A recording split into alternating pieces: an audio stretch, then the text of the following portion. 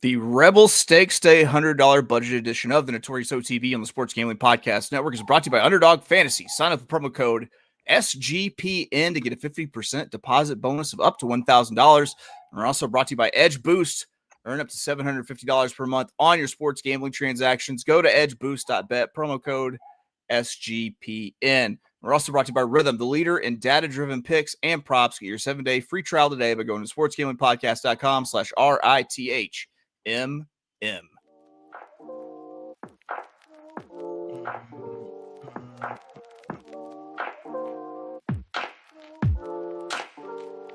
the beat drops. There we go.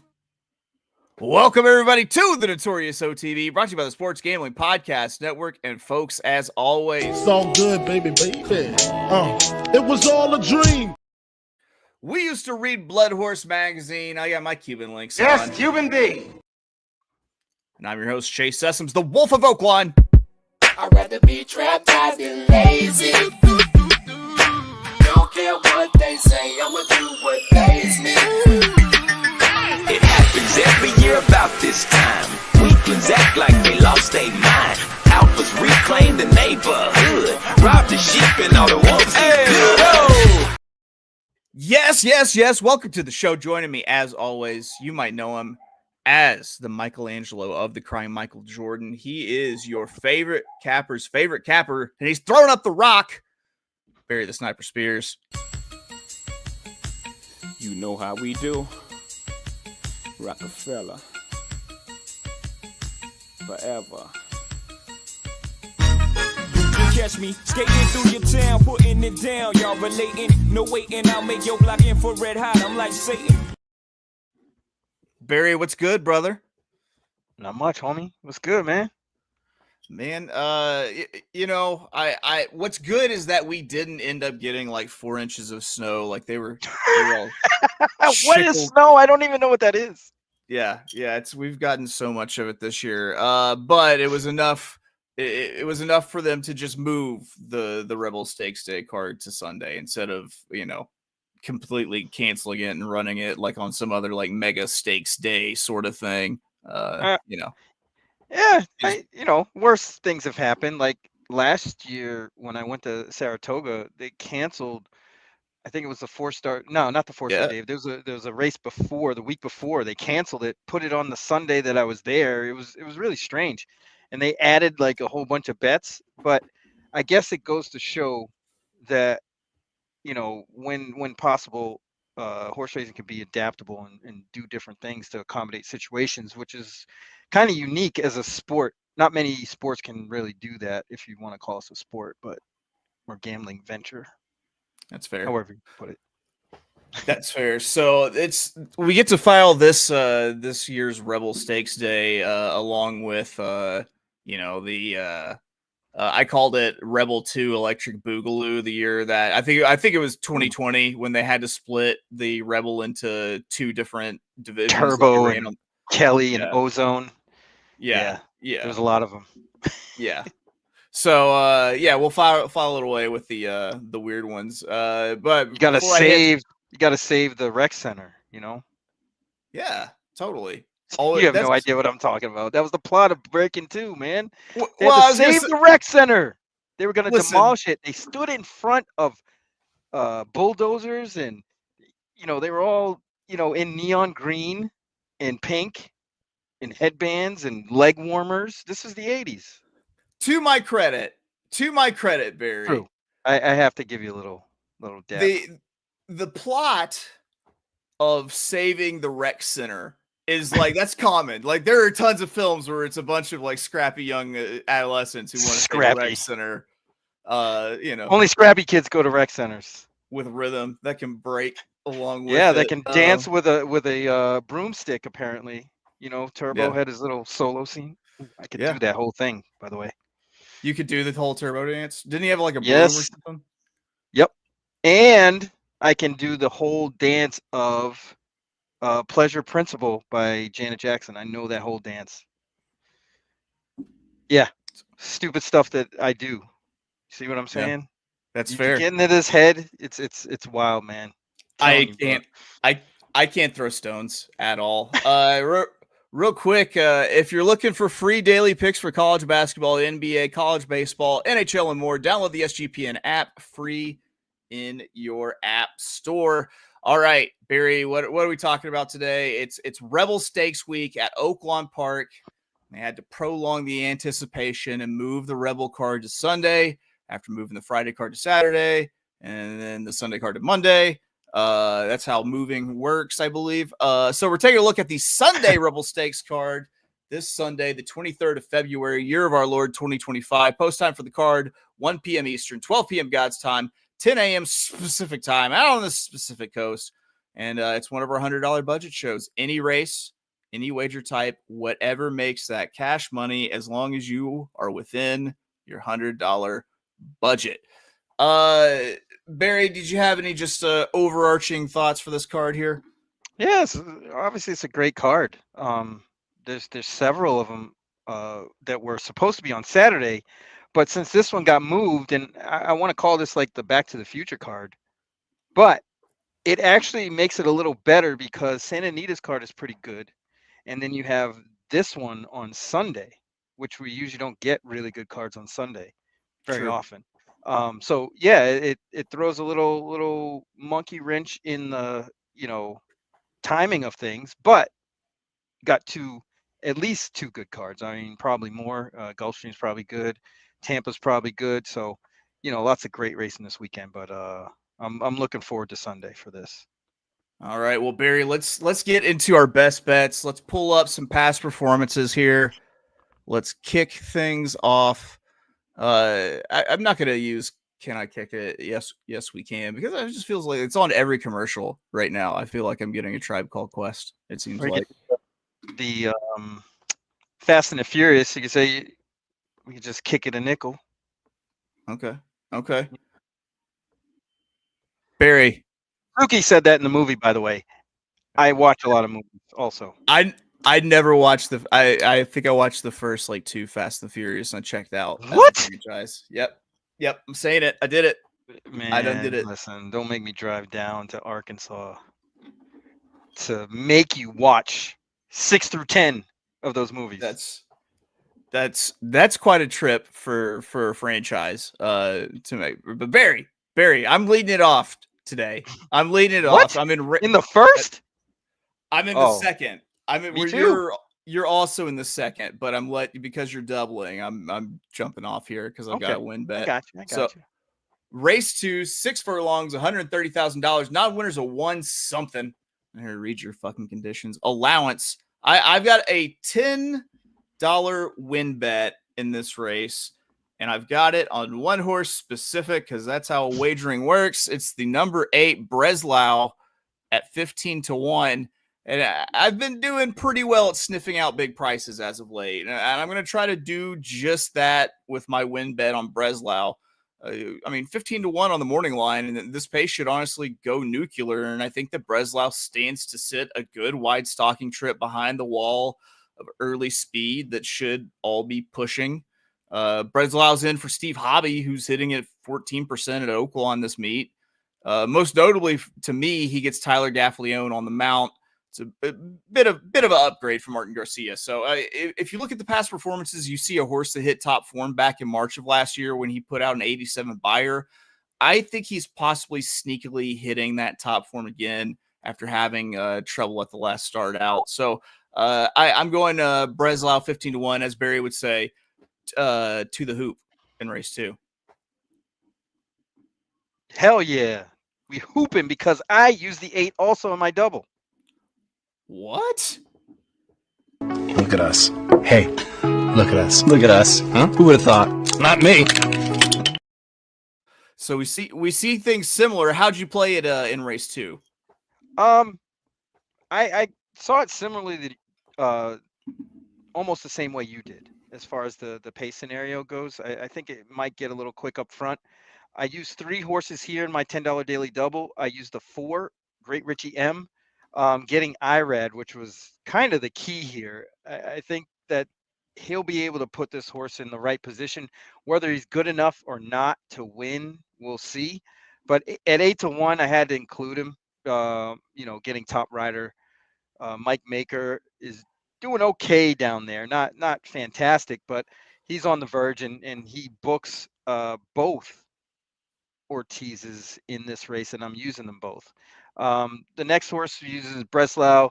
You're spot on with that. I think the horse just didn't like the mud last time, but ran okay or good enough to kind of spring out of that last race on December 27th to kind of break through here. And getting Tyler Gaffleone on definitely makes a difference. He's definitely a hot rider at this point, and should have that one ready to go. And I'm also going to use the 11 Red State at 20-1. This horse showed some talent out of the gate, winning the maiden first out, then ran into a sloppy track and a bunch of better horses. Laid off, comes back this year, runs a really good race off the bench, and I think that's going to help this horse in this race. Being all the way on the outside is also a plus. That way the horse can kind of stalk the speed inside of him, and I think that one's going to get a great trip here. So we're going to use the 11 at 20-1 Red State. So it's the 4, 8, and 11 in this race. And you closing out the double in race 3 with the 6 furlong, $130,000. Once again, non-winners a 1-something allowance. It's pretty much a card full of either stakes for these conditioned races today. The third, you are closing it out this daily double. What way are you going here? Yeah, we're going to single number 2, Queen's Martini. I mentioned before that I like attacking races where the favorite is stuck on the rail in short races, like 6, 7, 6.5 furlongs, 6 all the way up to 7, maybe even a 1-turn mile. When they're on the rail, it's a tough task because they have to make a decision on whether they're going to actually try to get out of the gate and vie for position that way, or let everybody else get position. Either way, it's not ideal. It's a disadvantage off the top. Horses can overcome it, of course, but it's just think about what you're doing when you're betting. Having a horse with a built-in disadvantage is always where you want to tread lightly. Probably a bad idea. Probably a bad idea doing that. Yeah, exactly. I mean, horses can win, obviously, but having an obstacle already built in is not the greatest thing in the world. But Queen's Martini really looks good. This horse was really well meant early. Got into a little bit of an issue in May last year and didn't show up again until September. Ran a good race that day and is just keeping better company than a lot of these horses. In fact, I might go out on a limb and say that Queen's Martini is really going to vie for favoritism in this spot. I don't see how anybody can trust the 1, even though that horse is 2-1 on the morning line. But we're going to go with Queen's Martini to the hoop. Queen's Martini to the hoop. He is, ladies and gentlemen, singled to close out that daily double. Yes, I'm single. I want to mingle. You want to mingle? Yeah. Now, Barry, you've got your next bet coming up, but I'm going to give you a break from having to bump your gums when I get in a word from our good friends at Edgeboost. SGPN has partnered up with Edgeboost, the premier Visa debit card for bettors. An Edgeboost card allows you to avoid the hassle of having your card denied at the sportsbook, DFS site, sweepstakes site, racetrack, or casino. Plus, you can earn up to $750 per month in cashback rewards for using your Edgeboost card. And you know your money is safe as the card is FDIC insured. The best part is no credit checks, and it's completely free. Sign up today and use the promo code SGPN so you get better cashback rewards and instant tier 2 status. That's edgeboost.bet, promo code SGPN. It's edgeboost.bet, promo code SGPN. And of course, you've noticed the new wallpaper and wet bar here in the Rumpus Room. It's because we've teamed up with our good friends at Iron Bets, the new premier horse racing ADW Iron Bets. And while most ADWs are shutting down their rewards programs, listen, Iron Bets going strong because they're the ADW built by horse players for horse players. Sign up Get a deposit match up to $300, plus take advantage of Iron Bet's daily promos.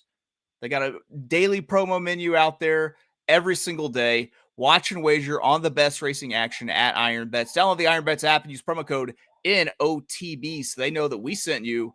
That's Iron Bets in your app store, promo code NOTB. And don't forget to give the app a 5-star review in the app store. If you excuse me, I need to get a brief rehydration interlude in. I got ice all over my body looking like a snowman. Big rocks in the grill dancing like a slow jam. My chain's so heavy I'm walking like an old man. Try me, you. We are back, and what are Barry and I doing? We're giving out free picks. And I make nothing. Zero. Zilch. By the time I pay all my scientists, all my people in my research department, lab coats, it's a wash. Well, why you do it then, baby Billy? Well, because I'm selfless. Because he is selfless, Barry has his next play coming in race 7. He's got a win bet. It's the 6 furlongs. Once again, 131,000. Non-winners of 2-something this time. Allowance race on the dirt, of course. Barry, what are you doing with race 7? Yeah, we're gonna go with a $20 win bet on number 9, Runaway Jack, at 12-1 morning line. This horse actually, I again be surprised if this horse is 12-1. But I do expect this horse to be a price. If you look at this horse's past performances and see the horses that beat this horse, so if you go back to when this horse, right before this horse broke the maiden, was beaten by Plausible Deniability and Federal Judge, then breaks his maiden and goes on a 3-win winning streak after that, wins 4 in a row, then runs up against Super Ocho, who's a very fast horse, at Oaklawn. And this is in 2023, mind you. So it's been a couple of years. Horse comes back after a 2-year layoff, almost exactly 2-year layoff. Well, not almost, but in the vicinity. Comes back, runs a bang-up race on a surface that probably isn't what this horse wants anyway. It was a muddy surface that day, and yeah, the horse has run okay, but hasn't won on it. And that's very encouraging off a 2-year layoff. Meaning the horse probably needed that race, wasn't at his peak. And I think he gets closer to that Sunday and gets the setup. The horse will probably be closer to the pace, just off the fact that this horse already has a race under his belt after 2 years. So I expect him to be a little bit closer to the pace, but I think this pace is fair, and this horse should get the run of the race, as I like to say, and has Harry Hernandez, who's a decent jock, flying a little bit under the radar with all the big names in here. That's why I think the price is still going to be there. So we're going to go with Runaway Jack at 12-1 to the hoop. I think this is a stand in line kind of play. I like any shot you take that's got Harry Hernandez up. I believe it was Harry Hernandez that I recently had a small handicapping betting love affair with, where I would use his horses constantly for I think it was on this show where I had like 4 Harry Hernandez horses picked out. Is that right? Am I just making things up? I think you're right. Okay. All right. Harry Hernandez, yeah. I think he was hurt or something. But he had a really good season out there last year, and was kind of dominating over at Canterbury. So he's very, very good. Yeah, man. Ride that Harry Hernandez train. And a shout out to friends of the show, John Holloman and Titan of Litigation, Tim Stedman, the owners of a Ninja Warrior. So we'll be rooting for Ninja Warrior as well as Runaway Jack to dead heat, probably. That's not really how we do it, but yeah, that was Barry's next play in race 7. I took my talents to the Travista Stakes for my next play here, Barry. That's right, because my play comes out of race 8, 8.5 furlongs, $145,000. The Travista Overnight Stakes. I'm playing a $5 daily double. This ends up being a $30 play total. I'm going 2-8-11 with 2-11. I really thought that this card was kind of ripe for good prices to come in due to the wicked early paces of some of these races, as well as the wicked huge field size that we have, for these races. Wicked from wicked, Boston. Wicked huge field, kid. That was. You want to hear my Boston accent? I used to live there. So. Yeah, let's get it. Come on, kid. What are you doing? Yeah. What's going on, kid? What's going on, bro? Yeah. What's going on, bro? I have to park my car in the Harvard yard. Don't let me catch you outside of Dunkin', kid. Donkeys. Yes. That's what they're saying. Donkeys. So I'm playing the $5 daily double, starting out in the Travista, which I think has a couple horses out on the front that I think should be both, going for the lead. And I don't think that either is good enough to hold on after a duel. And it's going to set up well for the second flight. Starting with the 2, Bruno Boyne. I've used this horse and won with it before at 6-1. Should be sitting the tracking trip from the rail in this race. I think has a good chance to really kind of pop second off the layoff here. Bruno Boyne won second off the layoff last time after she went on the shelf, and Calhoun gets Irad Ortiz up. So I'm sure this one gets nowhere near 6-1. Next, I use the 8 Indy Label at 8-1. It's the horse I'm most excited about in the front leg of this daily double. Plus, it won't have to pay the IRAD tax. Last out, Indy Label caught a slow pace that she couldn't make up ground on, and I don't think that having a pace to run into in this race should be an issue. And she's pretty good when she's got a pace to run into. And then I use the 11 in just my heels at 3-1. This will be the chalkiest horse that I use on any bet on the entire card, but this Ron Marquette horse with Bejarano up appears to be in tip-top shape. Took a little dip in performance, 2 and 3 back, but there's a wet track excuse there. If this one moves forward off the last race, then it could win for fun. Could maybe bounce though coming off that last effort. I will say buyer beware with that. So those are my 3 horses that I'm using to double into race 9, 8.5 furlongs, $500,000, the Honeybee Stakes. And there's once again just an overabundance of early speed in this race, and because of that, I think that there are 2 very interesting horses that rate, and they do it at very nice prices that could possibly be trending up towards a career best in the Honeybee, and based on the race shape, should have every shot. And I'm using both of those horses. The first one for our boy Norm, number 2, Necessity at 20-1.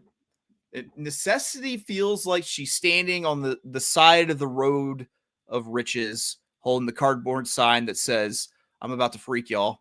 I'm about to freak in this race. And that's what I think is going to happen. There are all sorts of good juju with this one. I mean, we're 3rd off of the layoff, 2nd on fast dirt, and I don't think we've seen anything near what this horse is capable of yet.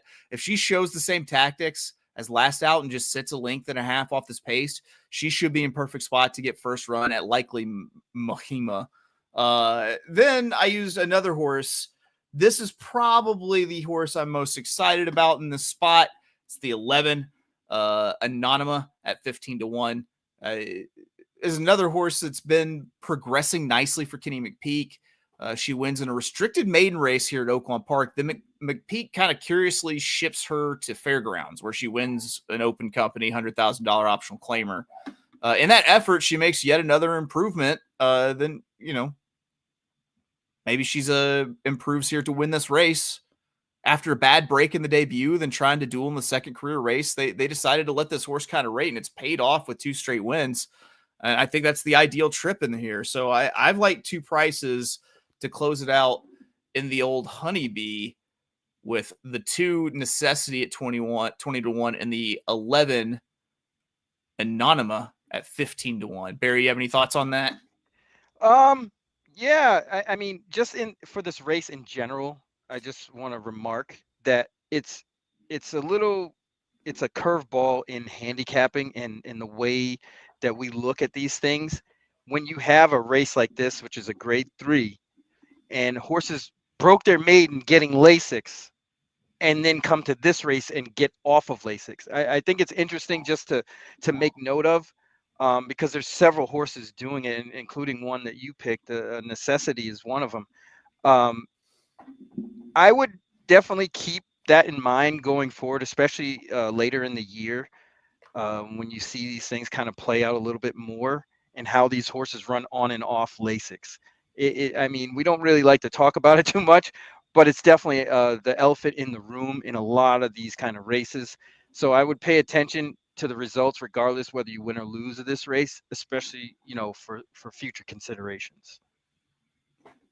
There we go. Well, Barry, we are on to your next play, which, if I'm correct, is in race 10. Is that right? No. Race 9? Yes, sir. That's right. That's right. So I had my double ending in the Honeybee. How are you betting race 9, the Honeybee here? So again, this goes back to what I was saying before and what I was saying yesterday and what I've said before. I like messing around with races where the favorite is on the rail. I love it. It's the best thing, because that built-in disadvantage where they have to make that decision is there. And Mohima is that. I mean, there's a possibility that this horse doesn't make the jump from 2 to 3. I'd like to test that theory, because if this horse wins, it's going to be 6 to 5. And you can't even buy a pack of gum these days with a 6 to 5 payoff. So I'm willing to concede that. I don't care if this horse wins. I'm going to try to beat this horse. And I'm going to do it, or try to do it, with 3 horses here in my double, the $10 double. We're going to use the 5 Quick Kick, who I thought was a really good horse last year, just ran into a monster every time in Immersive. Getting away from Immersive will make this horse automatically better.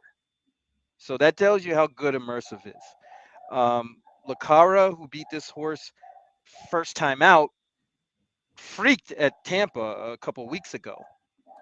And just ran horses off their feet. So that's a good sign that, this horse has been keeping really good company. So we're going to use that horse. 12 to 1 on the line. I don't think we're going to get 12 to 1, but we're still going to be a price. Looking forward, will probably be second choice. I like this horse getting back to going long. I think the horse needed a little confidence builder. Got it in that 7 furlong race, which was a stake race. And a lot of these other horses can't say they're stake winners. We're going to use that one. And we're going to use the 11, Anima, who's kind of coming into this race what I call, quote unquote, the right way. Had a couple of lackluster efforts, turned it around second time going long, and seems to be thriving. Kenny McPeak is firing on all cylinders. It's almost like he can't make a wrong decision. Same thing with Brian Hernandez. So we're going to ride that wave. And at 15 to 1, this horse's numbers kind of stack up. And I like the foundation that this horse has, going 3 route races and look pretty good in all of them. So we're going to use the 11 as well. So the 5, 9, and 11 to start our daily double. That's right, which closes out in race 10, 8.5 furlongs. I think a race that's consequential enough that it should be like a grade 1, honestly, or grade 2 at the very least. Yeah, you would think. I mean, considering all the 3, 4, 5 horse fields out in California that still retain grade 1 status, it's a little ridiculous. But hopefully they'll take a look at it and change it soon. Yeah, it's arbitrary at the end of the day. It's a $500,000 race. The Razorback Handicap, going 8.5 furlongs. Barry, we're like 2 ships passing in the night here. You're closing out a daily double in this leg. I'm going to be starting a daily double in this leg. How are you closing out your daily double? Also, closing out the daily double with a win bet on my single in this race as well. There we go. So there we go. We got a little bit riding on this one. This race I found lacked a lot of speed. It just lacked speed in general, but really, like, I'm really doubting how fast these horses are. that have won on the lead, like Banishing. I don't really know how fast that horse really is. I know these are sprint races, but stretching out, it's a whole different kind of ball game. And 7-2 on that horse seems like a huge stretch. But this is where we are. I kind of feel like First Mission is going to get the best trip. And that's the horse that I'm singling. And that's the horse I think is going to win this race.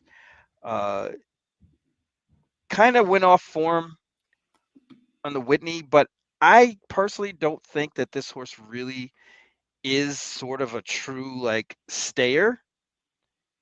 I think this horse can outquick a lot of horses and does it the way they ride this horse. The way Flart rides this horse, he gives this horse a really great ride a lot and should get another great trip. I don't really see too many horses in front of this one. So let's just say Banishing does set the pace. I don't think he can hold off First Mission stalking.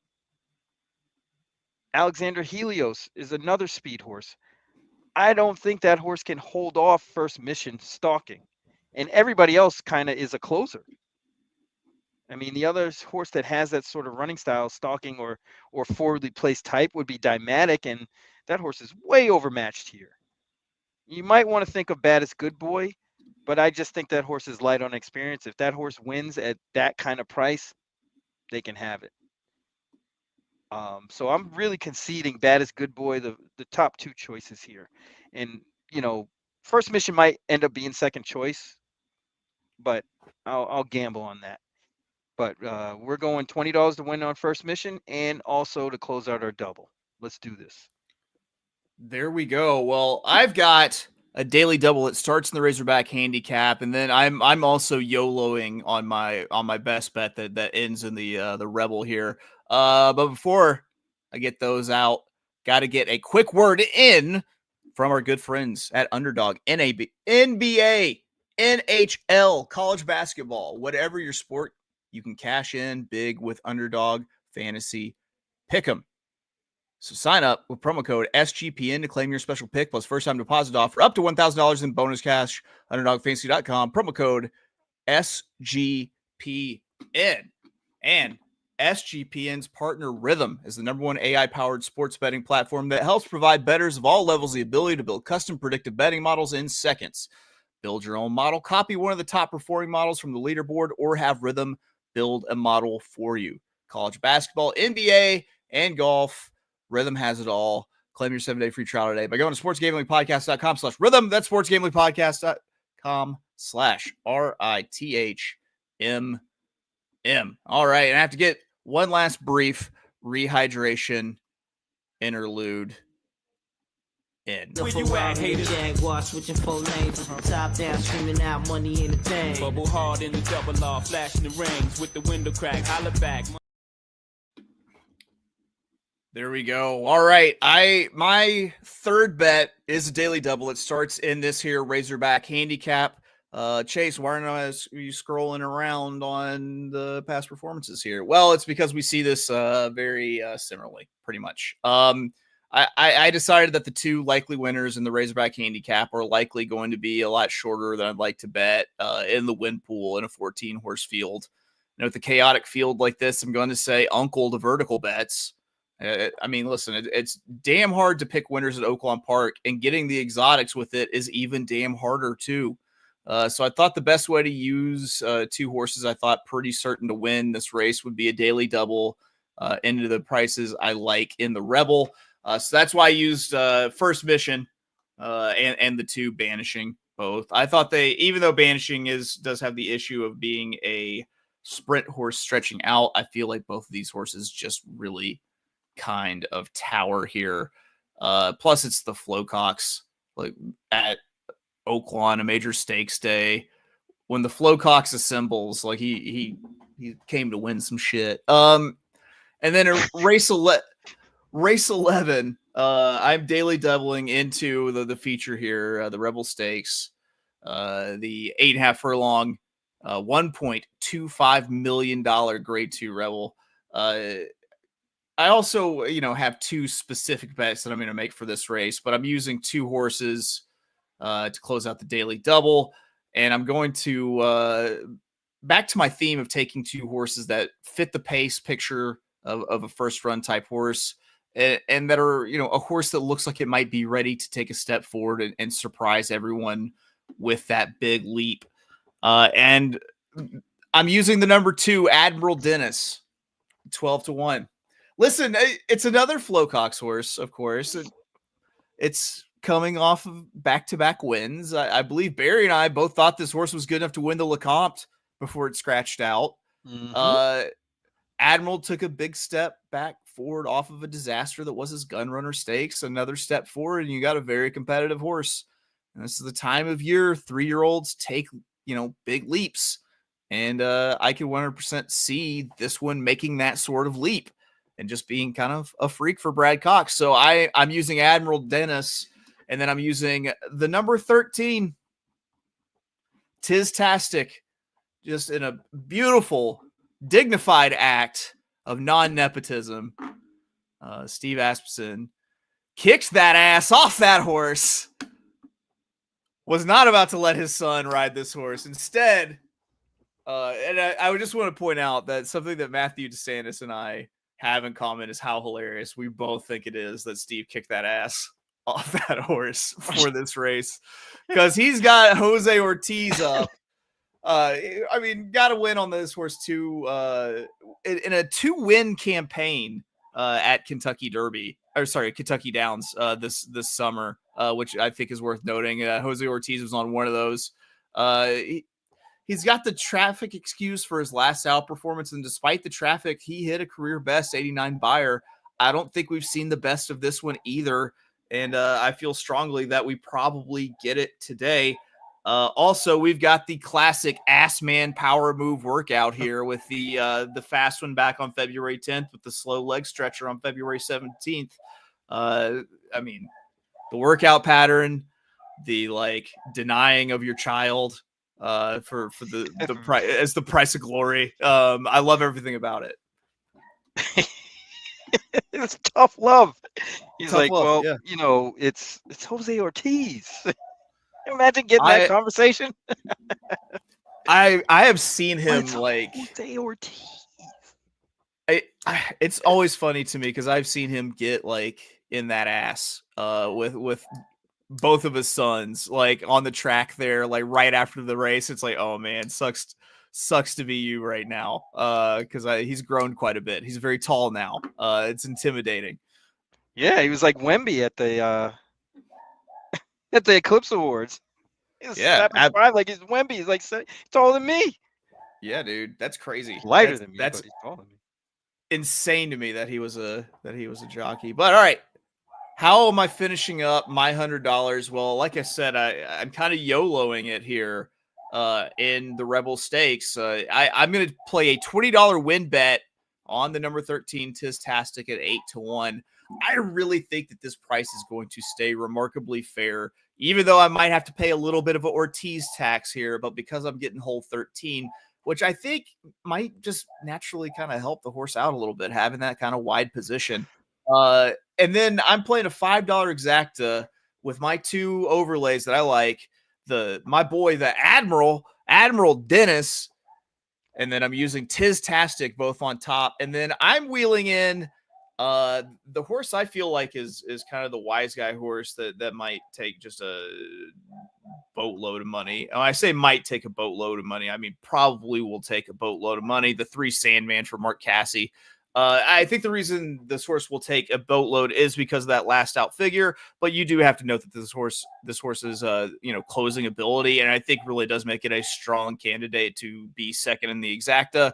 So I wheel that horse into second place, making it a 2-13 with 2-3-13 exacta for $5, which is a $20 total play, which puts me in for my Hondo there, dog. What do you think? So what's up? I actually think it's pretty absurd that Admiral Dennis is 12-1. That horse is just a really good chance to win this race. Yeah. And he's not going to be 12-1 either, but not with those connections. No way. No, because I mean, if you look at that built race, Magnitude came out of that race to win. Pop, Built- never forget. There we go. Built had like the slowest, easiest lead of all time in that race. That's a complete toss out. And then the horse comes back and runs good. I know it wasn't against the best horses. That Vamos Carlitos horse is decent enough to merit that race a lot stronger than it might look on paper.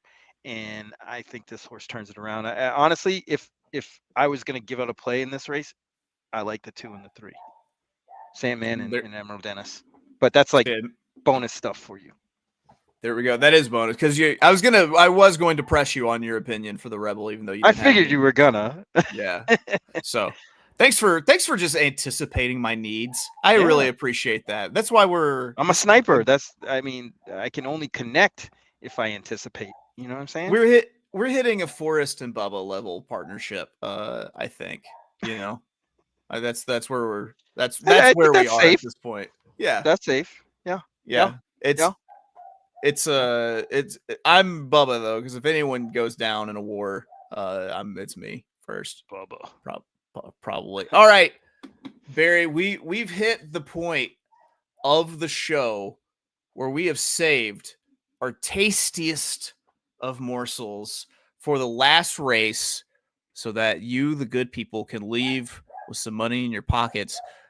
We're talking about Ironclad Bailouts presented by our friends at Iron Bets. I'm leaving here with something. You know what I mean? I'm from around the way. I'm leaving with something. Barry, how you bailing it out? I'm going to race number 12, and I like this horse quite a bit. The name of the horse and the number is number 5, Cowboy Sense. Now, hear me out. This horse was unveiled December 29th on a muddy track at Oaklawn. That in and of itself could be a disqualifier, just the fact that it was on an off track. Then the horse kind of breaks weird and sort of kind of takes a left-hand turn out of the gate and doesn't run poorly after that. I just don't think the horse really took to the surface well. I don't want to slander the rider, but kind of took an all around the world trip around the track, as they say, was inside then outside, and the horse kept running. And that was a respectable 5th, 6th length off. And I think getting a dry track, or even if it's a little wet, that really doesn't matter. I think this horse gained so much experience out of that one start. And I went through all the pedigrees, everything. I honestly don't see how, you could really pinpoint any horse and say, all right, they're a standout in this field. Cowboy Sense, 8-1, probably get most of that 8-1. The Barnes go-to rider, Cabrera, is on after injury. So I think this got to save some money for this one.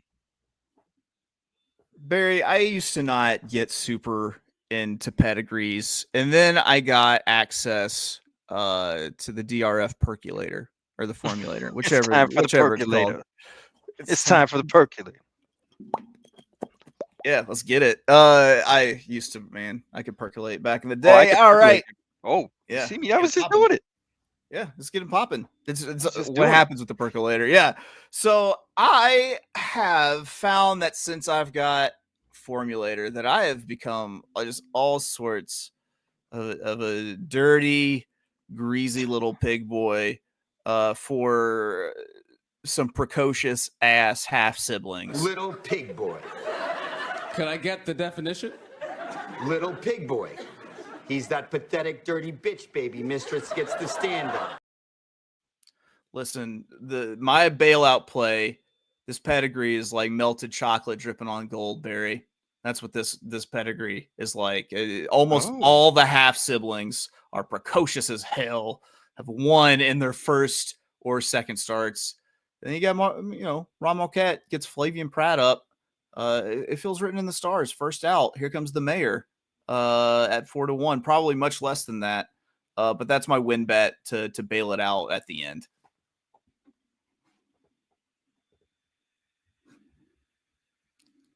You're not muted, and somehow I can't hear you. Uh-oh. You might have shorted out there, Barry. Let's, while we're, you're not, now you're muted. How about now? There we go. There we go. No, lost you again. Here, well, I'm going to recap some bets for everybody here. Let's get into it. There we go. I'll lead it off. These were my $100 budget plays for Oaklawn Park, Rebel Stakes Sunday with a $100 budget. Race 2, I got a $10 win on the 8 Breslau. Race 8, I'm playing a $5 daily double. It's a $30 play. 2, 8, 11 with 211. Race 10, a $5 daily double. 2, 3 with 213. Race 11, I've got a $20 win on number 13 and a $5 exacta. 213 with 2313. Barry, I can hear you rustling, so I think you're back here. You want to recap some picks? You can hear me. There he is. Yeah. Yeah. Right. We're good. We're good to go now. Stuff on the fly. Yeah, we got a live TV, people. Live TV. Yeah, man. So race 2, we have $10 daily double, the 4, 8, 11 with the 2 in race 3. That's $30. Race 7, $20 win bet on the 9. That's $50. Race 9, $10 doubles, 5, 9, 11 with the 3 in race 10. That's another 30. So that is 80. And a $20 win bet on the 3 in race number 10. And that is a even hundo, my man. And then our bailout bet. Then the bailout bet. Got to save for that. I mean, if you have like a 5, 10, 20, tuck it in your sock for that last race, bro. Yeah, save that voucher. That one voucher. And put it back. Put it in the sock. Maybe just keep it in your wallet until it's time. I feel like it won't be, later in the Oaklawn season, like it would be ill-advised to put it in the sock. That would get gross. But this is going to be like pretty good put in your sock weather, I think. So, yeah. Sock works. As long as, unless you have sweaty feet, you don't want that. No, you don't want that. Never. And don't tuck it in your bra or trousers underwear thing. I don't know. I'm old. I don't. Yeah. I don't get it. Don't subject. But you know what I'm saying. Just nowhere where it could smell. How about that? Nobody wants your sweaty titty or your sweaty ball money. That's kind of how it works. Yeah, out. that's kind of where I was heading with it. But yeah. I'll lay it out there. Yeah. Pocket's good. Yeah. If you got cargo shorts, you got several pockets. Maybe like an aerated. And I say shorts like everybody's wearing shorts in February, but that's just me. Sorry. We all don't live the fabulous life that you do in Florida, where the temperatures are nice. Barry, that's gonna do it for us today at the Notorious OTB. We gave you our best bets for Rebel Stakes Day with a $100 budget, but don't you worry, your sweet angel baby doll, chubby rosy cheeks, because we'll be back at it tomorrow. It's been delayed, but it's finally here. It's like a mixtape that's finally dropping with the first installment of the show we're calling I Put That on My Mama.